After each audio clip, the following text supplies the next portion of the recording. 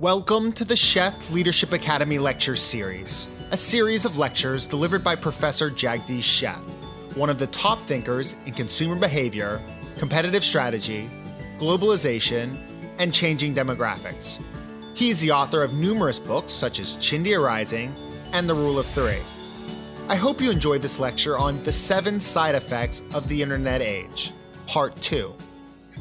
While Internet has been more transformative and more disruptive than any other technology before, it is also generating significant consequences which are unintended. And this lecture is designed for us to sensitize about those consequences. And unlike in the industrial age where we ignore them and we are paying price for that, here how can we intervene and how can we prevent them? Just to get us going, I wanted to give you the humble beginnings of the Internet. As most of you probably know, Internet began as a part of a DARPA initiative, which is the United States government Defense Advanced Research Project agencies or program agencies. Then it went into what is called ARPANET by allowing computers, which are massive and very expensive multi-million-dollar IBM type computers, one on the East Coast at University of Pennsylvania, one on the West Coast at UCLA, I think. And you have excess capacity because people don't work beyond a certain time on the East Coast while the West Coast still needs the capacity. So how do you use that excess capacity? So you connect the two through what would be called a private telephone line, a dedicated line coast to coast. It improves the utilization very high. So as an ARPANET, it became quite useful. Then the government decided, why not have all scientists who are given government contracts, grants, research, NSF, National Science Foundation. It funds hundreds, if not thousands of projects, and therefore allow now to become NSFNet. Scientists can talk to scientists, not by mail, not by telephone, but on the internet. By the time we also had the PC revolution, which was not just the mainframe computers, but desktop technologies, and I can communicate. By the time we had the invention of email, which is fascinating as to where email came from, surprisingly from a company called MCI, which at one time email part was bought by IBM. IBM really is the email maker also, like many other things that IBM has done. And that also became very possible. So today email became the platform of communication as opposed to a telephone call, as opposed to the mail. And NSFNet became very, very productive, basically allowing scientists to share information, work in a team, etc., in a very crude way in those days. And then internet began to latch on to the telephone networks. It became in the general public, and of course the biggest revolution and the growth of the internet has been when internet began to attach to mobile devices, laptops in the beginning, cell phones, and of course the tablets now. The rest is history. It's just an exponential growth pretty much. Internet had one additional consequence that people did not realize, and namely that who pays for all this infrastructure? While in the beginning the government paid, this technically is really outsourcing to enterprises who have servers. And there is excess capacity, so you route a call. And if you analyze the internet, it's very simple technology in one way. It is addressing and routing. It's what we call the dumb internet. And of course, internet 2 is trying to make it an intelligent internet or smart internet. And that's really what happens. You have an address and you have a routing mechanism, which means that particular packet switching, by the way, came from circuit switching. Everything came together, converged to really make it into a global phenomenon. It has done wonderfully well for the society, as we talked about in my last lecture. It has made the world totally flat between emerging and advanced economies, between the literate and not so literate, even poor and the rich in some way. And given that, it has had a more transformative and more disruptive impact on the society already now, especially with the social media like the Facebook and its other comparables like Instagram, WhatsApp, etc., etc. I talked about the 7 side effects of the internet, and we will go into depth of each one of them in part 2. But the 7 were things like digital addiction, when virtual becomes real, when the whole nation behaves like a roommate nation, when you have so much cyber crime, you have the huge surplus of real estate. Just like in the industrial revolution, we built factories, but they're ghost towns because we have automated the work, or factories are moved, or we have outsourced to China. There will be similar stranded assets created by the internet. And of course, the internet does not bind or recognize any jurisdictional boundaries. So what's going to happen to the jurisdiction? So in this part of the two-part presentation, let me go in depth on each one of those side effects. The first one is the digital addiction. Digital addiction is real. First of all, we cannot be in a denial stage at all about this one. So let me give you some numbers. 92% of teenagers report going online daily, and 24% say they are online almost constantly. I must tell you, these numbers, as a grandparent, as people who are a person who watches other people, I think these numbers are underestimated. It's far greater. Or when the research was done, it's moving target so fast. 1 in 10 South Koreans between the ages of 10 and 19 is already addicted to the internet. Remember, addiction to our internet technology, social media platforms, online all the time, is really an Asian phenomenon. South Korea leads the world in terms of digital revolution, followed now by Japan and to some extent now China. 16% of 18 to 25-year-old are compulsive internet users. Internet users who become dependent on being online have shown signs of changes in their brain similar to alcoholics and cocaine addicts. These words may be sensational, but they are real. Internet gaming disorder, and by the way, one of the biggest ways people have become addicted is online video games, especially those competitive games you can play against anybody. So using devices like PlayStation 2, for example, or Xbox, etc., is the one that people are talking about. So internet gaming disorder is now included in the Diagnostic and Statistical Manual of Mental Diseases due to the seriousness and magnitude of the problem. In other words, the healthcare industry is already saying this is such a dangerous phenomenon, we better wake up. China's internet addiction centers, it's like rehabilitation centers we have in America for alcoholics, for example, or drug abusers.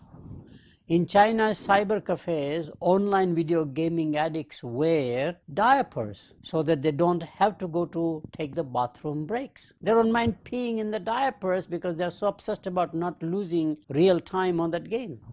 And therefore, the Chinese health officials have already declared this as electronic heroin. There's a reason for using the word because China in the early history suffered from opium addiction, as you know, called opium wars, that the British sold a lot of opiums to the people, so the people would be basically compliant or compliant essentially, whatever opium does to the body. And it created a huge addiction. Now they're saying that this is an electronic heroin.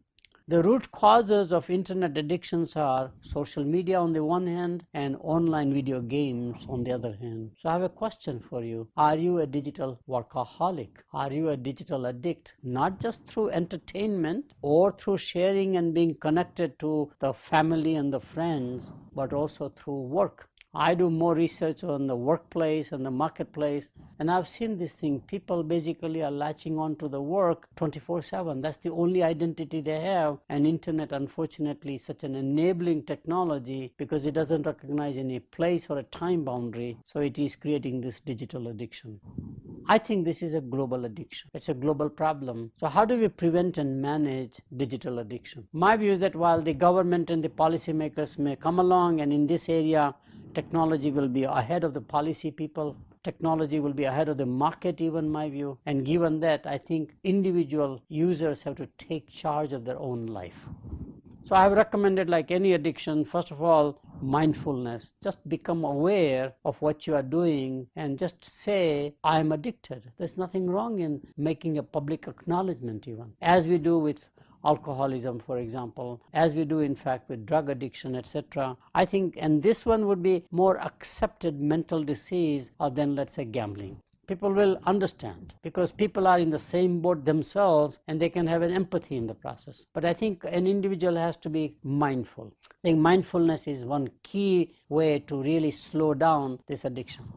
Second one is, best way to create is to create what I call time and place boundaries. This is the time when I don't do anything on the internet. This is the time when I do it. It's just like work. I can expand the work 24/7 if I wanted to, as all self-employed people or 24/7 entrepreneurs do it, or I can say my work will be limited as we decided in the industrial age, 9 to 5, 8 to 5, Monday through Friday, 40 hours work. So we created boundaries by laws, by regulation, by union intervention, whatever, however we did it, to say there's a balance here, how much work you can do. I think the same thing about the internet addiction. Third area, I find anything you routinize and ritualize, like brushing teeth, for example, getting ready for bed, for example, or waking up in the morning and doing meditation or physical exercise, we routinize and we ritualize. Both words are very important. I think we have to do something about use of the internet. Should be both routinized and ritualized. This is the only time I engage that activity, not the other time. Fourth, remember these are all done in an order of intensity or the disorder. Fourth, seek psychological counseling. If you can't manage your own life, get an expert to help you out, as we do with many other issues in our life.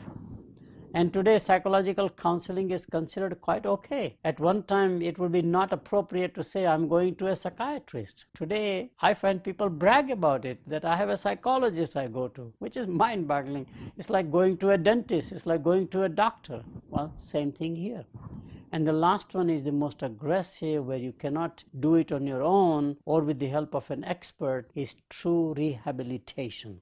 And that requires behavior modification. As we have seen, people check into a facility and they get basically what was their addictive behavior. Now they detoxify, or whatever the word would be, at least get it out of that one, out of the system, in a very aggressive, concentrated 2 weeks, 3 weeks of intervention. You are starving from that addiction essentially, and hopefully the addiction goes away. So those are the recommendations that I find we can make. Second major side effect, or the dark side of the internet, is what I call the rise of the roommate nation. And I think it will be the roommate world even, I think, eventually.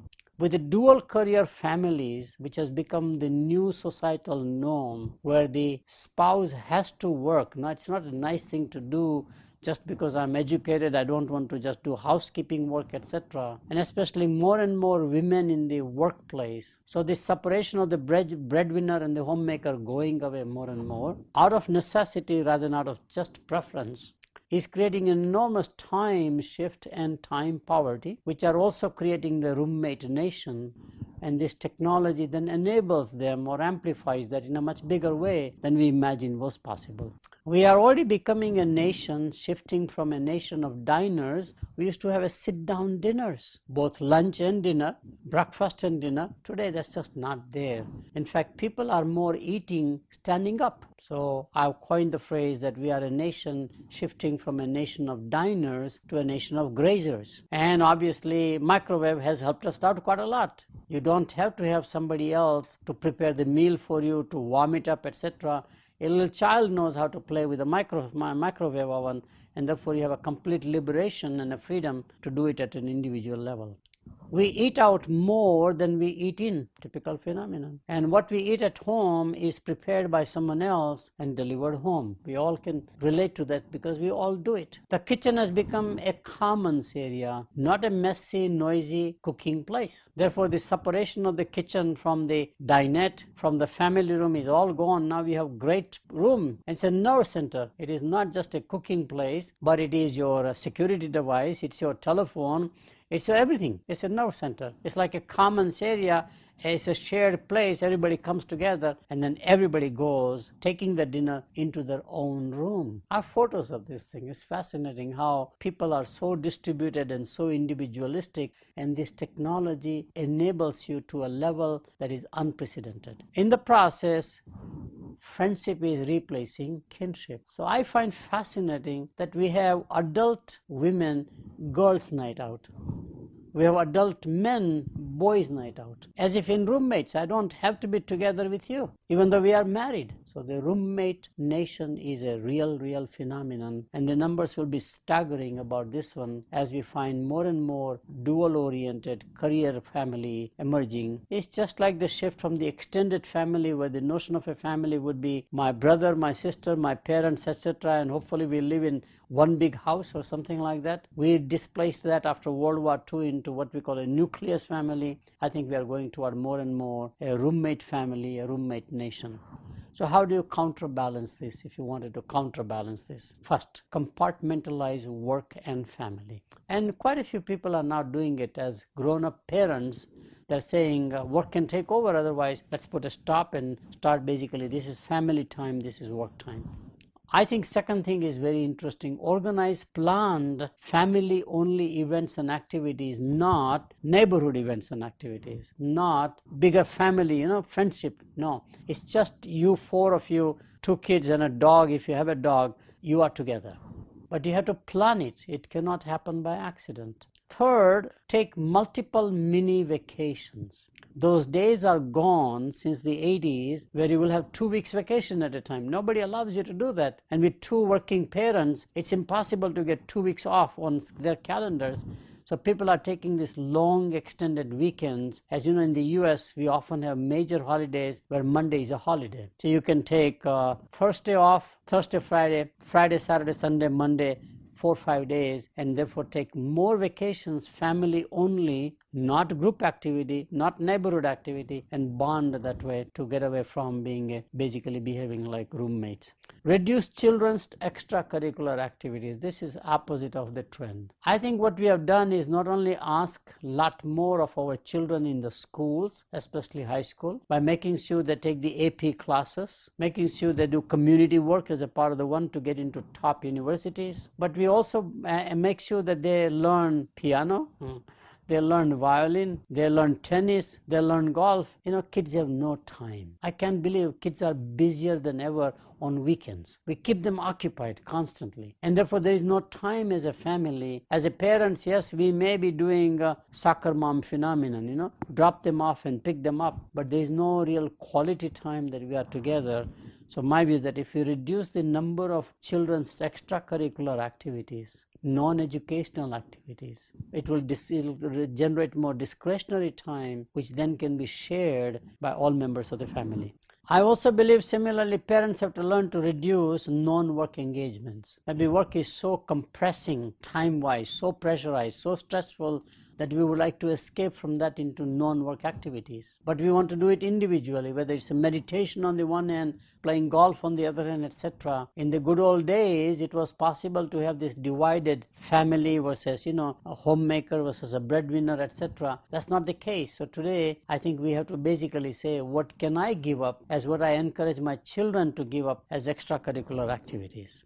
And the last one is revisit the past. In other words, back to the past, not back to the future. That says that maybe there was something good about the older way of living, where there was a one wage earner rather than 2, where a division of labor and specialization and focus. I don't care which spouse is the working spouse. It doesn't matter whether it's the wife who is the working spouse and the husband is the homemaker, which is happening in the world. We can have all kinds of lifestyles, but reducing individualism or individual activities is the key thing around here to counterbalance the roommate nation syndrome. The third area is the one I'm very curious about as a third major side effect, which is when the virtual world becomes real world. I wrote a paper about this one, actually, that how we extend ourselves into the digital space, create our own avatar as if they are real, and we do everything. So this is really more about bowling alone, which is Robert Putnam, as a great sociologist, coined the phrase how we are changing in our society.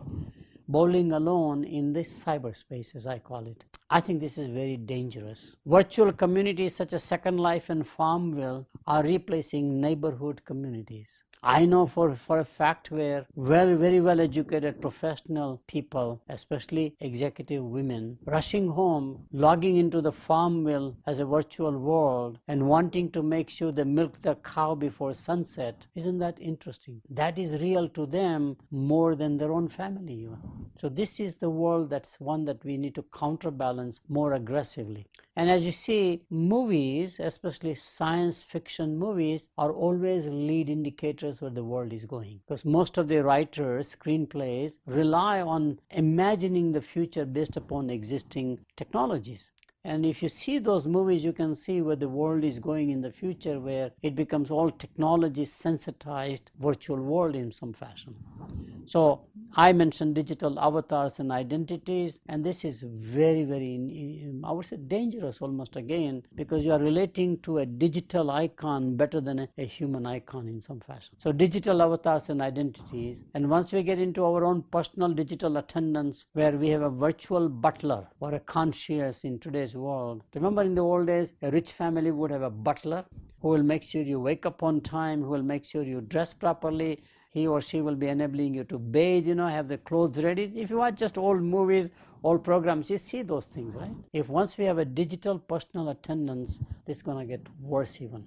So how do you, and by the way, we are extending the self into the digital world by having digital possessions. Like we used to have baseball cards, stamps in my generation, we all collected stamps. Today it's all about digital possessions. And we even have digital pets. I've articulated in some other place that we will have more and more digital pets who are interactive, emotive through artificial intelligence, more than the robots that we see right now. And they will definitely be better substitutes than the dogs and the cats and the gerbils and the fish, whatever we have now, because they are more maintenance free. They can go wherever I go.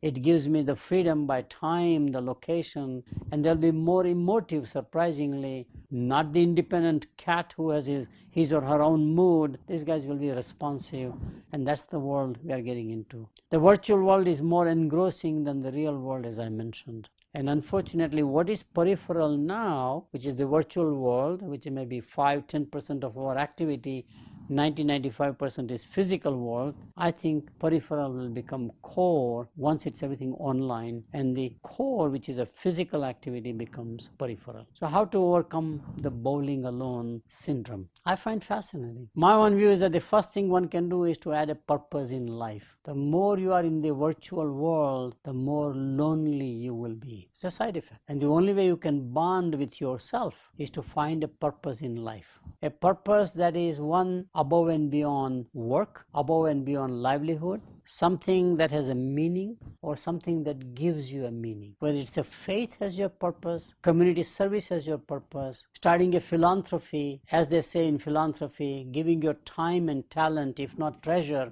whatever it is. In this case, treasure will not be the way out, money, but actively engaging into something physical, but bonding not on terms of livelihood or recreation, but creating some meaning in your own life. So add a purpose in your life.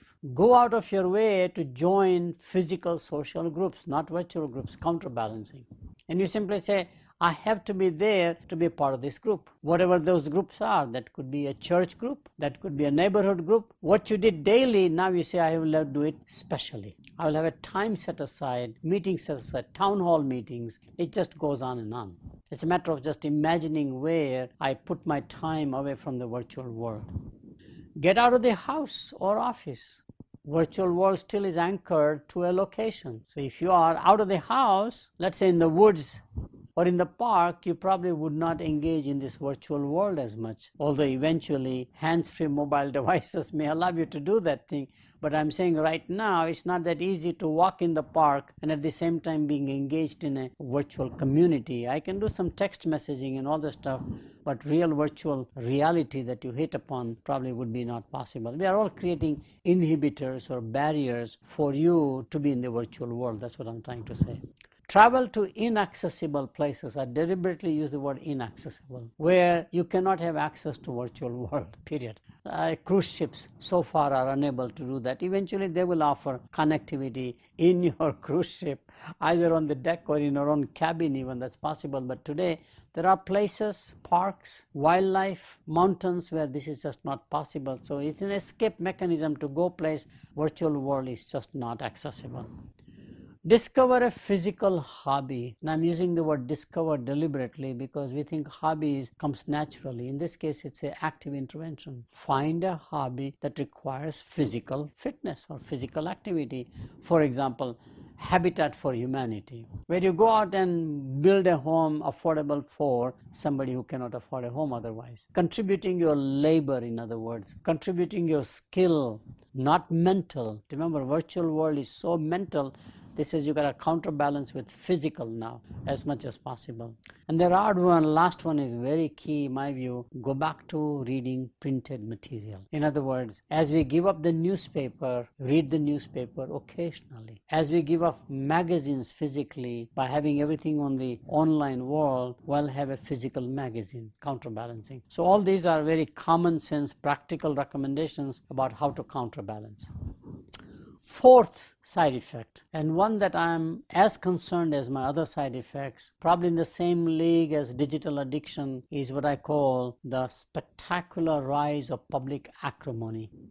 I don't see any civility in public discourse anymore, and the internet and the social media amplifies. Dialogues are becoming dysfunctional. They are not really done to add to the knowledge or to alternate perspectives. They are done just to hold on to the views. There is an emergence of mob justice. I deliberately use the word, or somebody has coined the phrase, which I was told, I have no idea, called viral vigilantes. Somebody is watching on the internet what you do and want to punish you because of your opinions. Mob justice is a very dangerous phenomenon. The real mob justice, a physical mob, can be contained. An internet-based mob justice is out of control, and there is no way you can contain it once it happens. This public acrimony is also resulting into a rise of extremism. In other media, such as radio, television, there is an editorial control. There is an editor who says, this is fit to print, this is not fit to print. This is fit to show, this is not fit to show.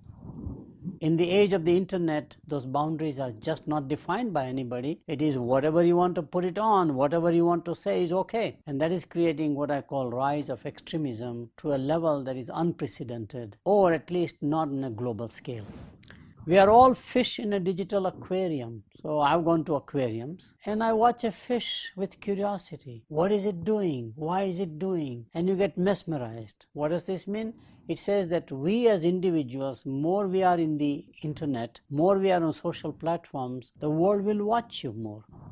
There is no some such thing as a public life and a private life separation. Your private life is public whether you like it or not. And with so much of recording of daily activities, of everything we do, I've often jokingly said that if I want to know what I did yesterday, I search Google about me. They've recorded what I ate, they've recorded what I purchased, they've recorded whether I went out of the house or not, they've recorded in fact which area I was, and I'm on these security cameras everywhere. Any big city today is highly having security cameras. You don't have therefore privacy, you don't have the anonymity that you would like otherwise. And how do you behave in that arena? What is politically correct anymore? I find fascinating. People having debates about everything. And you may have a view, or you want to basically counteract a prevailing view, a belief system of some kind, rather than tolerating that. We have become more and more intolerant as human beings. And therefore, can leaders lead? In this public acrimony, there is no possibility for a leader to lead. In the old days, we used to have the priests or the sadhus in India or the mullahs in the Islam culture. Every religion has those good people that we went, confessed ourselves. We knew they were superior in terms of knowledge, wisdom. They had read more than we had done. And once they said something, we agreed, we behaved. Same thing was true about community leaders. Today, there are no leaders at all. Leaders have lost leadership in this internet age, and therefore public acrimony is a very key side effect. How do you contain public acrimony? My view is that media have to be responsible themselves. Self-responsibility, self-regulation is the only way out. And this is primarily true of social media, but also people who are creators of social media, but also in fact all media. Because whatever is on the internet, which is sensational or newsworthy, we amplify by putting onto mainstream media like television, like radio, and it amplifies more. Rather than containing it, we actually create a wildlife fire essentially in many ways. Second one, there will be proactive intervention by whoever is influential, whoever has the credibility, whether those are show business people, celebrities, whoever they are, they need to now actively intervene because they at least have some influence over the masses to say, this is right, this is wrong. I think we have forgotten the boundaries of what's right, what's wrong, what's appropriate, what's inappropriate, what context is right, what context is not. We have forgotten all those boundaries, so you have to have a proactive intervention. Immerse into diverse cultures. As we become more and more global in this internet virtual world, more and more we need to immerse physically into those cultures, however we do it. So we begin to understand and begin to appreciate and begin to even become tolerant. And I find, especially in the United States, we are such diverse culturally that there are cities where I can be, like Los Angeles, into 70 separate countries, ethnic cultures, and they behave just like in their ethnic countries. Well, I can wander around. Most of them don't speak English. It'll be like the Cuban culture in Miami, or the Korean culture in Los Angeles, or the Vietnamese culture in Houston, or wherever they are. I'm just imagining these names. And when I lived in Los Angeles, I always felt I should go and visit those communities, shop in their bazaars, which is just like going to their country of origin and shopping in their bazaars. They get all the ethnic foods, ethnic events, ethnic cultures, so I can immerse myself more effectively. But immersing into diverse cultures, not vicariously or virtually, but physically, is very important. I think we need to develop rules of digital engagement. It's becoming lawless. So how do you put some rules and regulations, all agreed upon by people, does not have to be imposed by a dictator, but whatever is consensus that emerges, this is right or wrong, this is appropriate, not appropriate. And the last one is that if there is any activity that is out of bounds, people feel totally uncomfortable, outraged, we got to have some listening posts. This cannot happen by the government as a snooping agency, but it has to be grassroots. We always had those listening posts in neighborhoods. People knew everything about everybody else. And if there was a behavior that did not fit into the neighborhood norms or culture, we began to intervene. I think we need to have, therefore, grassroots vigilance in order to at least minimize this public acrimony. Thanks for listening to part 2 of the 7 side effects of the internet age with Professor Jagdish Sheth. For more about Professor Sheth and the Sheth Leadership Academy, visit www.shethleadershipacademy.com.